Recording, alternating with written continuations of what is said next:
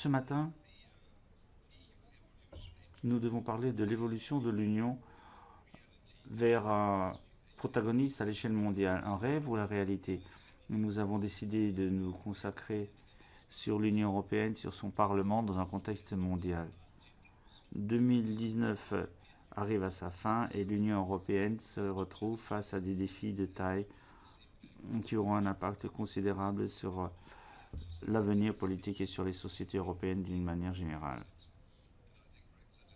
Le Brexit dans cette affaire est sans aucun doute un des événements les plus décevants, du moins dans ma vie politique concernant l'Union européenne. Les évolutions mondiales ont rendu les pays européens de plus en plus vulnérables à des pressions extérieures comme la cybersécurité, les menaces à l'échelle mondiale ou des crises comme celles en Ukraine, en Syrie et en Libye, ou alors les problèmes commerciaux. Je pense que l'heure a sonné pour nous demander quel rôle l'Union européenne devrait jouer au niveau mondial et pour définir le degré d'ambition de l'Union.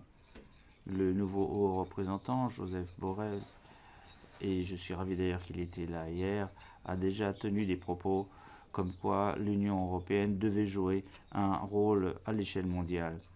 Sans aucun doute, nous devons réaffirmer notre fierté de ce que nous avons réussi à faire jusqu'à présent en faisant preuve de courage et de détermination.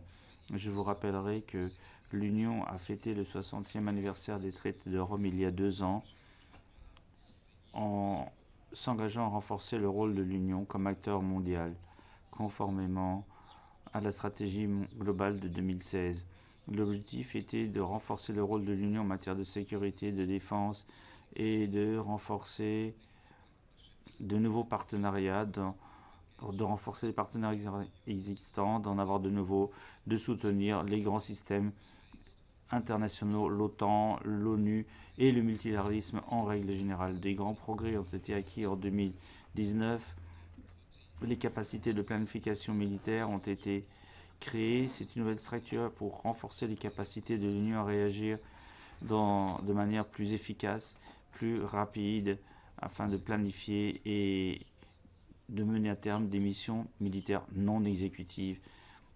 Il faut davantage de coopération. Un système modulaire a été mis en place qui permet aux États membres de coopérer davantage dans le domaine de la sécurité et de la défense de manière volontaire.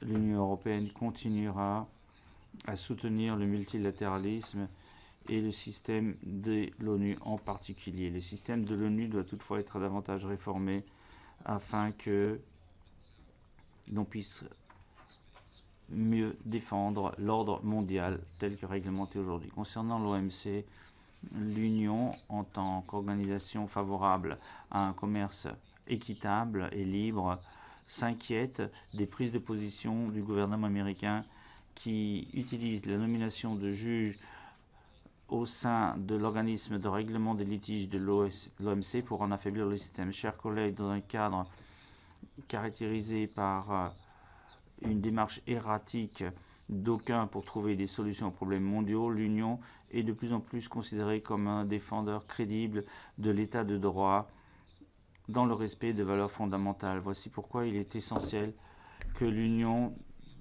devienne un protagoniste mondial. Le Parlement européen fait sien les objectifs figurant dans la déclaration de Rome et soutient le rôle de l'Union au niveau mondial. L'Union est encore le plus grand marché mondial. On y retrouve certains des plus grands budgets du monde. L'Union est le deuxième financeur de défense, de sa défense, et il faut maintenant passer à une véritable volonté politique. C'est elle qui fera la différence. Et très souvent, la volonté politique manque et c'est ça l'élément important. Hier après-midi, nous avons parlé des changements de traité.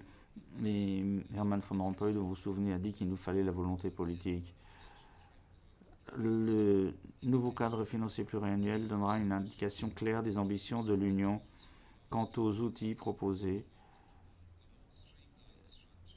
Une structure plus efficace, un nouveau titre 5 avec une bonne enveloppe financière, la décision de regrouper des actions extérieures et d'en unifier les instruments pour être plus groupés dans notre action et plus efficaces sont autant d'idées qui vont dans le bon sens. La nomination de l'ancien président du Parlement, Joseph Borrell, comme haut représentant de l'Union pour les affaires étrangères et la sécurité, donnera à l'Union l'occasion de relancer sa politique extérieure en rapprochant les institutions de l'Union et les États membres. Mais Joseph Borrell ne peut pas le faire tout seul.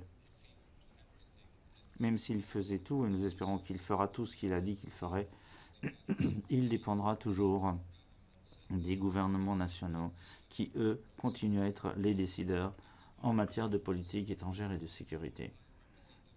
En tant qu'ancienne haute représentante, Federica Mogherini a dit que dans le monde tel qu'il est aujourd'hui, l'Union européenne est le meilleur moyen en tant qu'Européenne de défendre notre souveraineté. Notre manière est européenne si nous voulons reprendre le contrôle de notre avenir.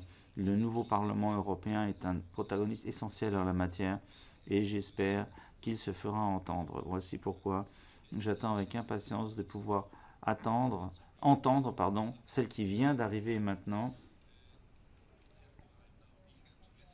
d'entendre la vice-présidente Rotala qui va nous parler de la coopération du Parlement européen avec les parlements nationaux et de son rôle sur l'échiquier mondial.